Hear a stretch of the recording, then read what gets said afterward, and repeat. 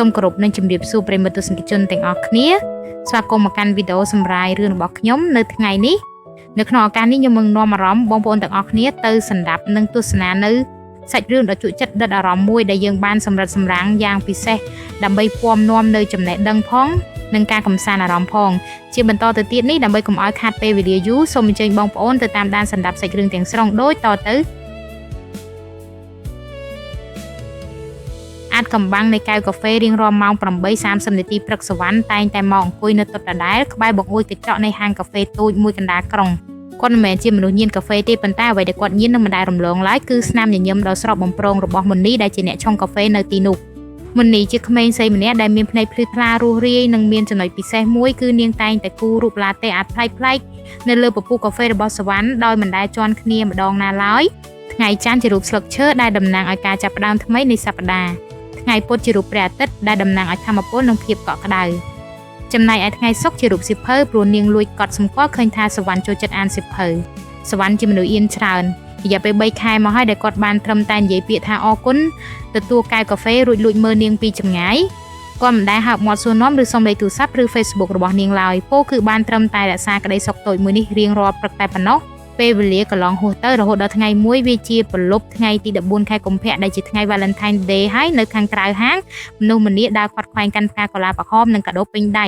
ចំណែកភ្លើងពណ៌តាមដងផ្លូវក៏ចាប់ផ្ដើមភ្លឺឡើងប្រងព្រាតនៅក្នុងហាងកាហ្វេគូស្នេហ៍ជាច្រើនកំពុងអង្គុយជជែកគ្នាយ៉ាងផ្អែមល្ហែមលុះត្រាតែម៉ោងជិតបិទហាងទើបភ្ញៀវចាប់ផ្ដើមរំសាយអស់នៅសល់តែសវណ្ណម្នាក់ឯងប៉ុណ្ណោះដែលនៅតែបន្តអង្គុយនៅតុដដែលក្បែរបង្អួចកញ្ចក់នោះមិនយូរប្រមាណមុនីបានដើរចេញពីខាងក្រោយហើយដៃទាំងពីររបស់នាងកាន់កែវកាហ្វេពិសេសចុងក្រោយសម្រាប់ថ្ងៃនេះដើរតម្រង់មកតុរបស់សវណ្ណ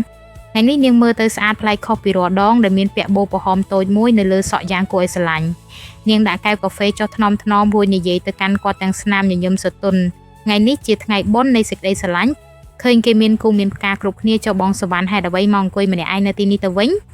ភ្នែកដ៏ភ្លឺថ្លារបស់នាងសម្លឹងចំភ្នែករបស់គាត់បង្កប់ដោយអត្ថន័យយ៉ាងជ្រាលជ្រៅសវណ្ណបានសម្លឹងមើលទៅក្នុងកែវកាហ្វេលើកនេះនៅលើពពុះកាហ្វេមិនមែនជារូបភាពធម្មតាដោយរាល់ដងទេប៉ុន្តែវាជារូបបេះដូងទៅវិញ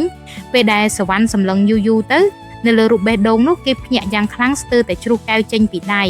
ពួកគេឃើញពាក្យថា Be My Valentine ដែលមានន័យថាធ្វើជាសង្សារខ្ញុំបានទេបេះដូងរបស់សវណ្ណលុតញាប់ញ័រខ្លាំងភាពអៀនព្រៀនដែលធ្លាប់មានក្នុងរយៈពេល3ខែមកនេះត្រូវបានជំនួសដោយភាពក្លាហានភ្លាមគាត់មិនត្រឹមតែមិនដាច់ចេញទេថែមទាំងលូកដៃទៅក្តោបដៃដ៏ទន់ល្មើយនិងកក់ក្ដៅទាំងគូរបស់មុនីជាប់រួចសម្លឹងចំកែវភ្នែករបស់នាងហើយនិយាយដោយសម្ដីយ៉ាងផ្អែមល្ហែមនិងស៊ីជម្រៅថាបងមិនត្រូវការផ្កាកុលាបពីអ្នកណាទេពួកផ្ការបស់បងគឺអូនដែលកំពុងឈរនៅចំពោះមុខបងនេះហើយ3ខែមកនេះបងមកទីនេះមិនមែនព្រោះកាហ្វេទេគឺព្រោះតែបេះដូងបងវានៅទីនេះចាប់ពីថ្ងៃនេះទៅបងសូមធ្វើជាអ្នកមើលថែស្នាមញញឹមមួយនេះរៀងរាល់ថ្ងៃបានទេមុននេះក្រហមធ្វើបង្ងើដោយផ្លែប៉ោមទុំនាងមិនបានដកដៃចេញឡើយប៉ុន្តែបែរជាញញឹមទាំងក្តីរំភើបរហូតស្រក់ទឹកភ្នែកតិចៗដោយភាពរីករាយរួចឆ្លើយតបវិញយ៉ាងស្រទន់ខ្ញុំរងចាំពាក្យនេះពីបងយូរហើយចាប់ពីថ្ងៃនេះទៅកាហ្វេកែវនេះនិងបេះដូងមួយនេះគឺសម្រាប់តែបងម្នាក់គត់ពន្លឺភ្លើងពណ៌ក្រហមលឿងនៃរាត្រីថ្ងៃ Valentine's Day បានចេះចូលមកតាមកញ្ចក់ហាងបំភ្លឺទិដ្ឋភាពមនុស្សពីរនាក់ដែលកំពុងកាន់ដៃគ្នាទាំងស្នាមញញឹម